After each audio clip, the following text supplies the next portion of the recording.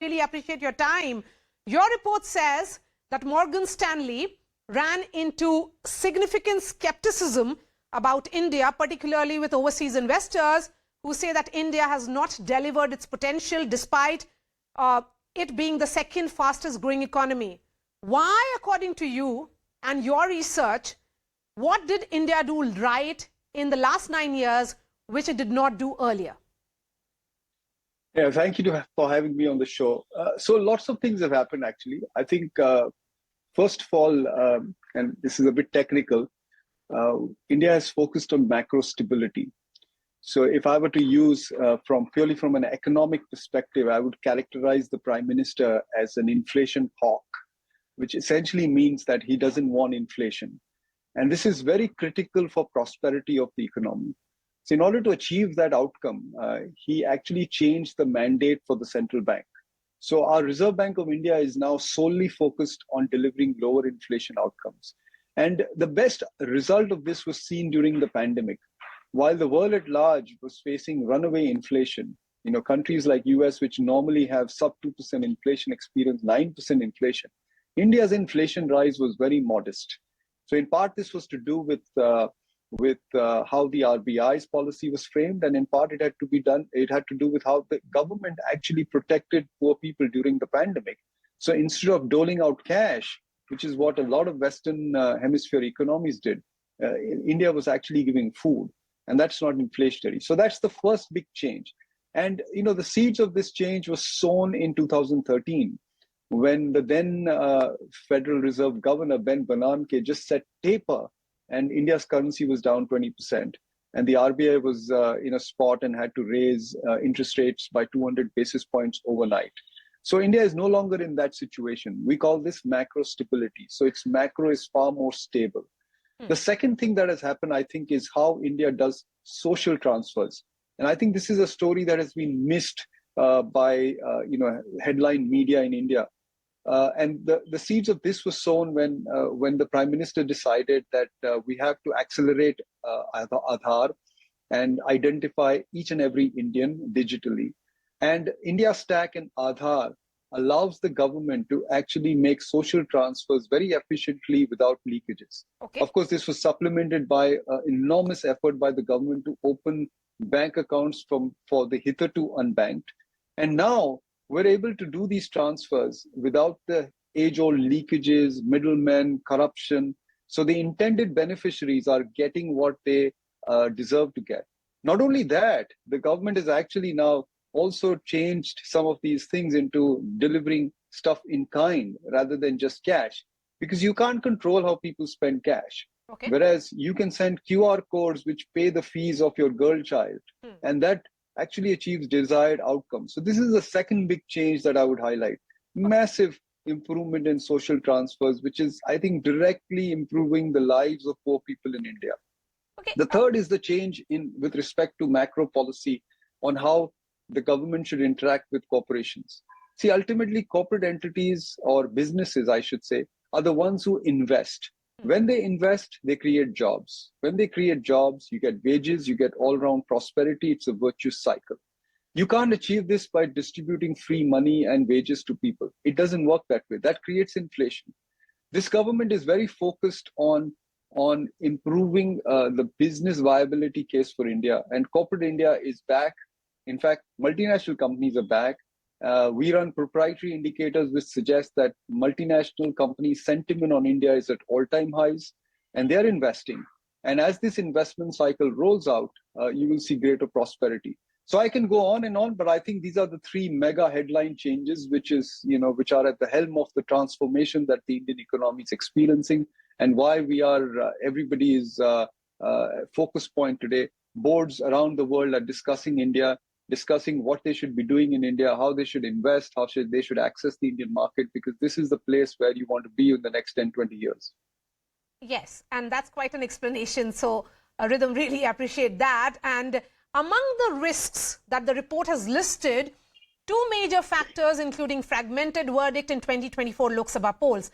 Is the report then saying that a strong government with majority is imperative for India's growth story currently? So, see, the way I would characterize this is that when you get a coalition government that is run by a minority party, there's a lot of focus on managing the politics, and the economy takes a backseat. When you get a majority government, and this is not always the case, but a majority government has a better chance to focus on the things that the country needs rather than just just working on making the government survive. So that's the importance of delivering a majority verdict. We've seen in the past, India has delivered a few minority governments, and they have not been good economic outcomes in those years. So I think this is, being a democracy, we have to deal with this every 5 years. There's no guarantee of how our voters will show up on the polling booths and vote, but it's a risk, therefore, we have to keep in mind.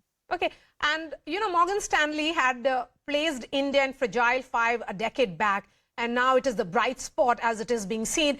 Did this report factor in the economic situation in the West, especially the US, and the backdrop of an ongoing conflict between Russia and Ukraine? So there's going to be a constant challenge for India. And if I make a comparison with China, when China was growing rapidly in the previous 3 decades, it had the benefit of very strong global growth as a tailwind. India may not have that benefit. In large part, this is because the world is aging and because the world is burdened with a lot of debt. So global growth, I suspect, will be a lot slower than it was when China was emerging out of its status as a poor economy into a developing or developed economy. India will have to do a lot more hard work and rely a lot more on its domestic economy. As the Prime Minister calls Atmanirbhar Bharat. I think the context there is that we have to deliver our prosperity using our own economy rather than just depending on what the world will give us. The world will do a little bit here and there, but it will not be as rosy as it was for China. So that is clearly a risk. You asked about the war. I don't think the war really brings much risk to India. We've managed the crude oil situation quite well. And the intensity of oil to GDP in India is anyway declining, and it will continue to decline. So we will be less reliant on imported oil 10 years from now than we are today, or we were, say, 10 years ago. So that's a lesser risk. But generally speaking, geopolitics is always a concern, and we never know when the next big war happens and what impact that has on the world economy. So as I said, the world will be less cooperative, and we'll have to do our own heavy lifting. But I think we're there.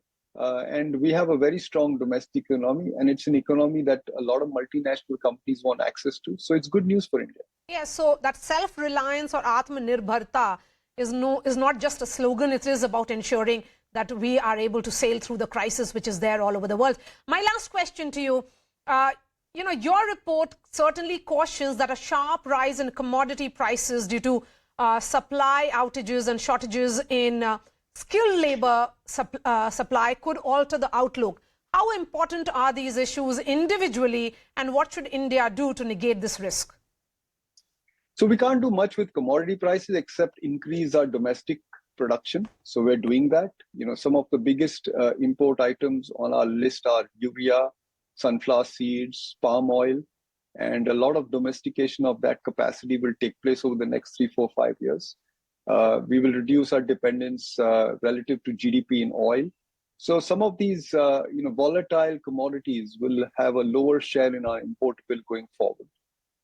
With respect to labor, I think it's something we need to keep an eye on because, skilling of labor, I think, will be largely done in the private sector.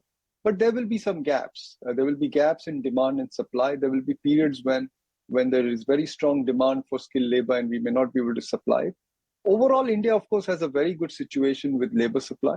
We have amongst the best demographics in the world, so we don't have a problem in terms of quantity. But the quality of labor supply will, I think, be a challenge and will have to be managed. But I think the private sector will do bulk of the heavy lifting there rather than the government. All right, Ridham Desai, pleasure speaking to you, MD of Morgan Stanley, giving us details of the report that has been published. Thank you.